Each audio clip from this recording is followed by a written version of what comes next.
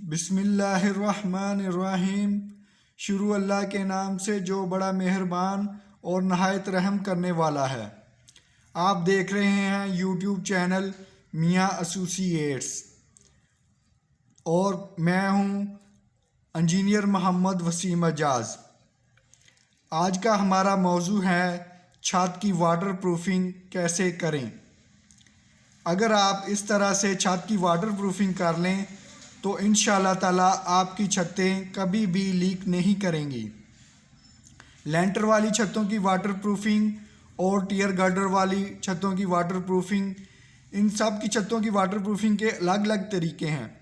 इस वीडियो में आपको मैं तमाम छतों की वाटर प्रूफिंग के तरीके भी बताऊंगा और इसके अलावा टियर गर्डर वाली छत, जो पुरानी छतें हैं वो लीक कर गई हैं जिन दोस्तों की, तो उन छतों को कैसे रिपेयर किया जा सकता है, उनकी वाटर प्रूफिंग कैसे की जा सकती है, वो भी मैं आपको इस वीडियो में बताऊंगा। तो आइए वीडियो शुरू करते हैं।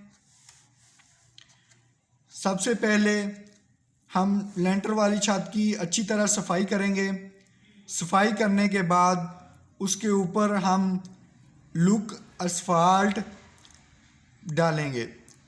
असफाल्ट यानी लुक को अच्छी तरह नारियल के ब्रश के साथ पूरी छत के ऊपर लगाएंगे। हम बनी बनाई अच्छी क्वालिटी की, अच्छी कंपनी की असफाल्ट भी लेके आ सकते हैं। उसके अलावा हम खुद भी असफाल्ट तैयार कर सकते हैं। ये वही लुक असफाल्ट होती है जो हम सड़कों पे डालते हैं। अगर हम लुक यानी कि असफाल्ट खुद तैयार करना चाहते हैं तो इसके लिए हम बनी बनाई हम लुक बाज़ार से ख़रीद के ले आएंगे, जो कि डलों की शक्ल में होगी, डलियों की शक्ल में होगी, और उसे हम एक बर्तन में डालेंगे, लोहे के डिब्बे में डाल के गैस के सिलेंडर को छत पे रख लें, उसके ऊपर चूल्हे के ऊपर उसके रख देंगे। उसके अंदर जला हुआ मोबिल, मोटरसाइकिल जो गाड़ियों और ट्रैक्टर वगैरह में से निकलता है, इस्तेमाल शुदा मोबिल वो डालेंगे। मोबिल डालने का मकसद ये है कि अगर हम अकेली लुक को छत पे लगाएंगे वो तो नहीं लगेगी, वो एक जगह पे जहाँ पे फेंकेंगे वो वहीं पे जम जाएगी, वो इधर उधर नहीं फैलेगी। अगर हम उसमें मोबिल वगैरह, जिसे हम काला तेल भी कहते हैं, वो डाल लें तो छत पे हमारे बिचुमन असफाल्ट लगाना आसान हो जाएगी। तो उसको हम नारियल के ब्रश के साथ लगाएंगे। अगर हम बनी बनाई मार्केट से लेके आए हैं वो भी हम नारियल के ब्रश के साथ अच्छी तरह पूरी छत पे लगाएंगे। लुक लगाते हुए आपने ख्याल करना है कि कहीं पे भी कोई मसाम या कोई सुराख रह ना जाए। इस तरह से आप पूरी छत पे अच्छी तरह बिचुमन लगा दें। उसके बिचुमन लगाने के बाद हम उसके ऊपर मम्ब्रेन शीट लगाएंगे। मम्ब्रेन शीट रोलों में मिलती है, 3 से 4 फीट वाइड में होती है, पट्टियों की शक्ल में। उसको हम लुक लगाने के बाद उसके ऊपर मम्ब्रेन लगा देंगे अच्छी तरह से। मम्ब्रेन को हीट गन की मदद से लगाते हैं गर्म करके, साथ साथ बिछाते रहते हैं, साथ साथ हीट गन के साथ उसे हीट देते रहते हैं। इस तरह से मम्ब्रेन अच्छी तरह लगाएंगे। अगर हमारे पास या हमारे शहर में मम्ब्रेन नहीं मिलती तो हम फिर पॉलीथीन शीट यानी कि जिसे शापर कहते हैं वो भी लगा सकते हैं। उसे हम इस तरह बिचुमन लगाने के बाद अच्छी तरह शापर लगा देंगे।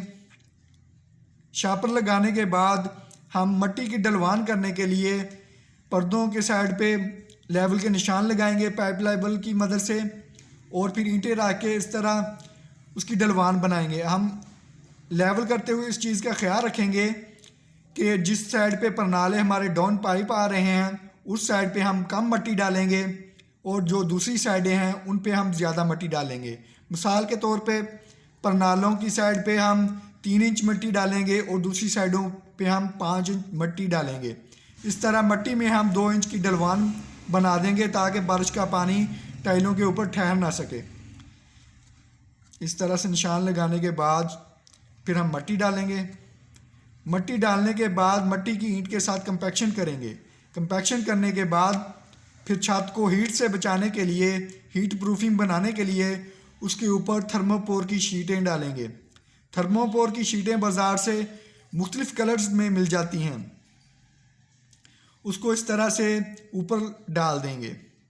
डालने के बाद थर्मोपोर की शीटें डालने के बाद उसके ऊपर शापर डालेंगे। एक शापर थर्मोपोर के नीचे आ गया और दूसरा थर्मोपोर के ऊपर। शापर डालने के बाद फिर हम उसके ऊपर मिट्टी डालेंगे। हम अगर थर्मोपोर की शीट नहीं डालना चाहते तो हम ज़्यादा मिट्टी डाल के भी छत को हीट प्रूफिंग कर सकते हैं। जहाँ पे हम 3 इंच या औसत हम 4 इंच मिट्टी डाल रहे हैं तो वहाँ पे हम 6 से 8 इंच मिट्टी डाल के छत को हीट से भी बचा सकते हैं। छत के ऊपर थर्मोपोर की शीट डालने का मकसद है कि हमारी छत और नीचे से कमरे गर्मियों के मौसम में गर्म ना हो, ठंडे रहें, एसी वगैरह अच्छे तरीके से कूलिंग कर सके। उसके ऊपर फिर मिट्टी डालेंगे। मिट्टी डालने के बाद उसको ईंट की मदद से दबाएंगे। दबाने के बाद फिर उसके ऊपर हम टाइल लगाएंगे। टाइल लगाने से पहले हम मसाला तैयार करेंगे, क्योंकि टाइल जो लगाएंगे उसे हम मसाले की मदद से लगाएंगे। हम हल्का मसाला इस्तेमाल करेंगे। उसकी रेशो हम 1:8 रखेंगे। एक कढ़ाई हम रेत की डालेंगे, एक कढ़ाई हम सीमेंट की डालेंगे और 8 कढ़ाई हम रेत की डालेंगे। इस तरह अगर रेडी की मदद से बना रहे हैं तो एक रेडी हम सीमेंट की डालेंगे, 8 रेडियाँ हम रेत की डालेंगे और उनको मिक्स करेंगे। अच्छी तरह मिक्स करने के बाद उसके अंदर पानी डालेंगे। मसाला ज़्यादा नरम नहीं करेंगे। ये मसाला हम दरमियाना रखेंगे, इसे ज़्यादा ना नरम करेंगे ना ही ज़्यादा सख्त करेंगे। और मसाले के साथ इस तरह से हम टाइल लगाएंगे। टाइल का जो बांड है वो हम उसे पंजाबी में लहरिया कहते हैं। इसे हम लहरिया चाल में लगाएंगे। ये जो बांड है वो लहरिया होगा, इस तरह से लगाएंगे। अगर हम सीधी सीधी टाइलें लगा दें तो उसके उखड़ने का खदशा होता है। उसके अलावा उसमें दरारें आ सकती हैं गर्मी की वजह से, और उसके ऊपर जो मसाला डाला है वो उखड़ भी सकता है और ईंटें जो हैं वो दब भी सकती हैं उसके ऊपर चलने से, उसके ऊपर वज़न वगैरह आने से। तो आप इस तरह से लहरिया चाल लगाएंगे। लहरिया चाल में तमाम टाइलें छत के ऊपर लगा देंगे। लगाने के बाद छत की अच्छी तरह से सफाई करेंगे। सफाई करने के बाद इस तरह से सीमेंट और रेत मिला के 1:3 की रेशो रखेंगे। 1 सीमेंट डालेंगे और 3 रेत डालेंगे। डाल के उसको अच्छी तरह मिक्स करेंगे। मिक्स करने के बाद उसकी मदद से 1:3 की बजाय हम 1:2 भी रख सकते हैं। इससे कम अगर रखेंगे तो दरारें आने का खदशा होगा। इससे ज़्यादा रखेंगे तो मसाला आपका पानी की वजह से नहीं रहेगा। तो आप कोशिश करें कि 1:2 या 1:3 की रेशो रखें। इस तरह उसको मिक्स करके उसका पेस्ट तैयार करेंगे। नरम पानी डाल के नरम पेस्ट तैयार करेंगे। तैयार करके उसे दरारों में डाल देंगे। इस तरह वेपर की मदद से हम पूरी छत के ऊपर इस पेस्ट को बिछा देंगे। ये देखें, इस तरह छत के ऊपर बिछाने के बाद अगर कहीं पे कोई मसाम वगैरह या कोई सुराख रह जाए तो उसे गरमाले की मदद से हम उसे बिल्कुल प्लेन कर देंगे, उसे बंद कर देंगे। तो इस तरह से हमारी छत तैयार हो जाएगी। जब हमारी छत की इस तरह वाटर प्रूफिंग कंप्लीट हो जाए तो अगले दिन 12 से 14 घंटे बाद इसके ऊपर पानी लगाएंगे। तो 1 हफ़्ता उसकी अच्छी तरह तराई करेंगे, क्योरिंग करेंगे, यानी कि इसके ऊपर 1 हफ़्ता अच्छी तरह से पानी लगाएंगे। फिर आपकी छत कंप्लीट है। इंशाल्लाह ताला ये छत आपकी कभी भी लीक नहीं करेगी। ये थी लेंटर वाली छत की वाटर प्रूफिंग। इसके बाद अब मैं आपको बताऊंगा टियर गार्डर वाली जो पुरानी छतें हैं जो लीक कर जाती हैं, जिसका शापर हमने जो डाला हुआ था वो ख़राब हो जाता है। उसके बाद छतें टपकना शुरू हो जाती हैं बरसात के मौसम में। तो उसकी वाटर प्रूफिंग कैसे करेंगे वो भी मैं आपको बताता हूँ। टियर गार्डर वाली छतों को उसके ऊपर जो मिट्टी होती है उसे उतारेंगे, उसकी अच्छी तरह सफाई करेंगे, पानी के साथ टाइलों को धो देंगे। धोने के बाद जिस तरह लेंटर वाली छत के ऊपर बिचूमन असफाल्ट लगाई थी उसी तरह इसके ऊपर भी अच्छी तरह से असफाल्ट लगाएंगे। असफाल्ट लगाने के बाद उसके ऊपर शापर लगाएंगे। ये था शापर, यानी कि पॉलीथीन शील्ड लगाएंगे। इसके ऊपर हम थर्मोपोर शीट नहीं डालेंगे बल्कि मिट्टी डालेंगे। मिट्टी में हम ढलवान बनाएंगे। पनालों वाली साइड पे कम मिट्टी डालेंगे, दूसरी साइडों पे ज़्यादा मिट्टी डालेंगे। मिट्टी डालने के बाद उसे ईंट की मदद से मिट्टी की कंपैक्शन करेंगे। कंपैक्शन अच्छी तरह करने के बाद फिर मसाला तैयार करेंगे 1:8 रेशो का। 1:8 रेशो का मसाला उसी तरह तैयार करके मसाले की मदद से लहरिया चाल में हम इसके ऊपर भी टाइलें लगा देंगे। टाइलें लगाने के बाद इसके ऊपर पानी डालेंगे। पानी से अच्छी तरह टाइलों को तार करेंगे। उसके बाद 1:3 रेशो या 1:2 रेशो का पेस्ट तैयार करेंगे। पेस्ट तैयार करने के बाद वो टाइलों के ऊपर डाल के वेपर की मदद से उसे बिछा देंगे। तो इंशाअल्लाह ताला आपकी ये छत कंप्लीट हो जाएगी। जहाँ पे सुराख रह जाएगा उसे गरमाले की मदद से प्लेन कर देंगे और इसकी भी फिर क्यूरिंग करेंगे, 7 दिन तक तराई करेंगे अच्छे तरीके से। तो अगर आप इस तरह से अपनी पुरानी टियर गार्डर वाली लीक शुदा छतें रिपेयर कर लें और इस तरह से उसकी वाटर प्रूफिंग कर लें तो इंशाअल्लाह ताला वो छतें भी आपकी कभी भी दोबारा लीक नहीं करेंगी। ये तो हो गया छतों को वाटर प्रूफिंग करने का एक तरीका। अब छतों की वाटर प्रूफिंग करने का एक तरीका और भी है।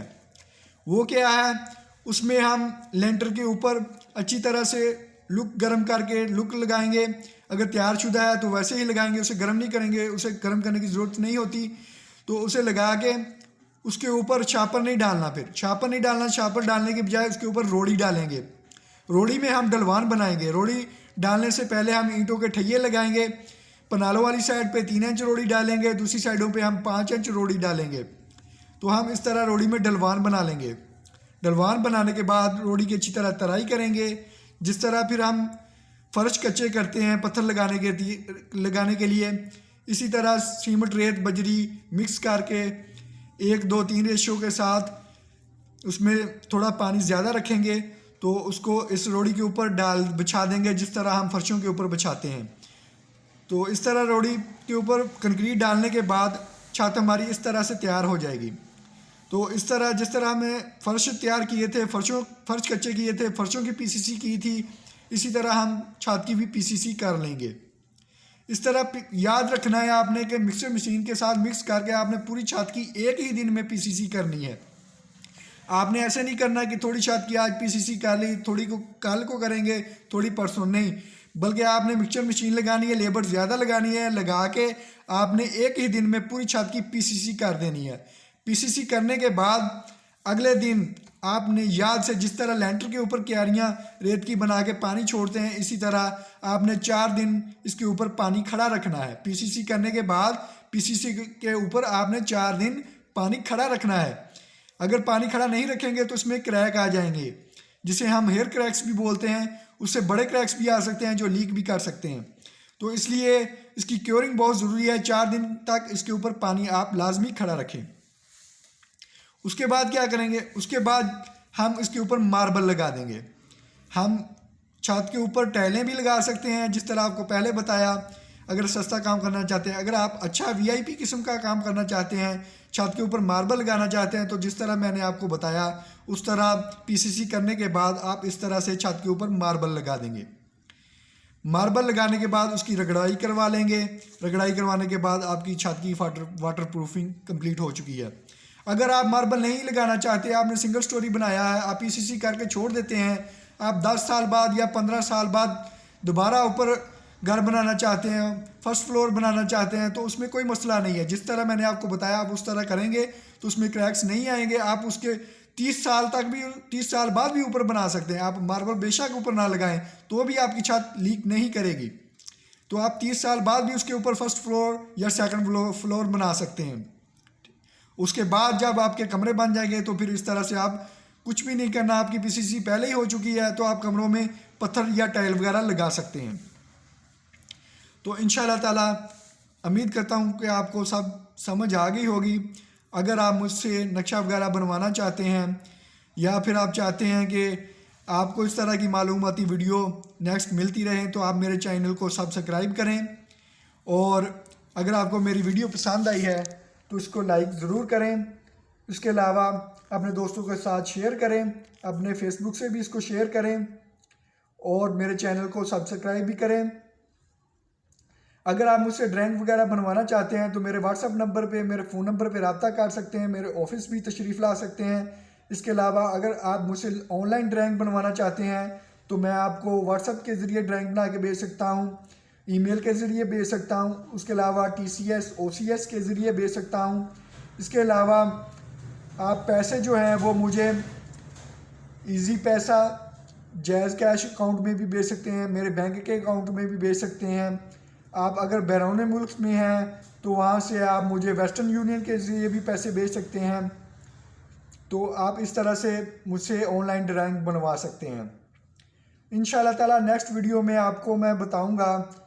कुछ दोस्त कहते हैं कि घर बनाते हुए नहीं गिरते, कुछ लोगों का कहना है, कुछ मिस्त्रियों को हम कोई काम कह दें या मजदूर को, तो ठेकेदार को, वो कह देते हैं नहीं यार कुछ नहीं होगा, आप बेफिक्र हो जाएं, ऐसे कुछ नहीं होगा, लेकिन हो जाता है। पहले वो लापरवाही करते हैं, शटरिंग वाले भी लापरवाही करते हैं, बाद में नुकसान उठाते हैं जब घर गिर जाता है। कुछ लोग कहते हैं नहीं यार घर नहीं गिरता, ये आप झूठ बोल रहे हैं। तो मैं आपको वीडियो दिखाऊंगा जिसमें दुकानें वगैरह गिर रही हैं, घर वगैरह बनाए हुए अभी बन ही रहे थे, बनते हुए गिर रहे हैं, उसमें ठेकेदारों ने, मिस्त्रियों ने लापरवाही की है। क्या लापरवाही की है वो भी मैं आपको बताऊंगा। अगर वो मैं आपको हाल भी बताऊंगा, अगर वो इस तरह से कर लेते तो वो नुकसान से बच सकते थे।